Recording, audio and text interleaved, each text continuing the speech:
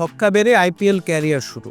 এরপর নিজের মাত্র তৃতীয় ম্যাচেই রেকর্ড গড়া সেঞ্চুরি। চলমান আইপিএলে আলাদাভাবে নজর কেড়েছেন ১৪ বছরের কিশোর বৈভব সূর্যবংশী। অথচ রাজস্থান রয়্যালসের নিয়মিত অধিনায়ক সঞ্জু স্যামসন চোটে না পড়লে হয়তো খেলাই হতো না বিহার থেকে উঠে আসা এই বিস্ময় বালকের। চোটের কারণে আইপিএলে খেলতে পারছেন না সঞ্জু স্যামসন, তার জায়গায় সুযোগ পেয়েছেন বৈভব। তবে স্যামসন সুস্থ থাকলে খেলাই হতো না বৈভবের। রাজস্থানের pace bowling coach Shane bond এমন কথাই জানালেন। বন্ড বলেছেন, সঞ্জু ফিট থাকলে বৈভব খেলতো না।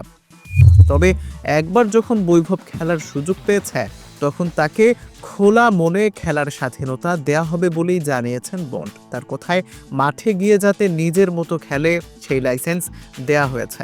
এখনো পর্যন্ত সে ভালোই খেলছে। অকারণে বৈভবকে পরামর্শ দিয়ে তার স্বাভাবিক খেলা নষ্ট করে দিতে চান না বন্ড। তার মতে, আমরা যারা কোচিং দলে রয়েছি তারা অকারণে বৈভবের কাছে বিষয়টা জটিল করে দিতে চাই না। গত ম্যাচে ও ভালো খেলতে পারেনি ঠিকই, কিন্তু ওকে নিয়ে আতঙ্কিত হওয়ার মতো কিছু হয়নি।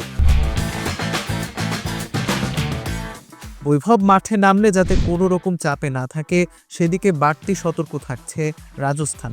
বৈভবের কাছ থেকে ভয়ডরহীন খেলাই চাইছে তার দল।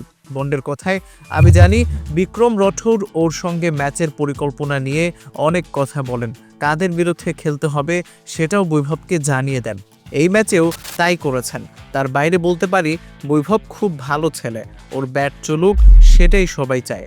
বন্ডের মতে, ভবিষ্যতে বৈভবকে অনেক উত্থান পতনের মধ্য দিয়ে যেতে হবে। কখনো ব্যর্থ হবে, কখনো সফল, সবকিছু থেকেই শিক্ষা নিতে হবে তাকে।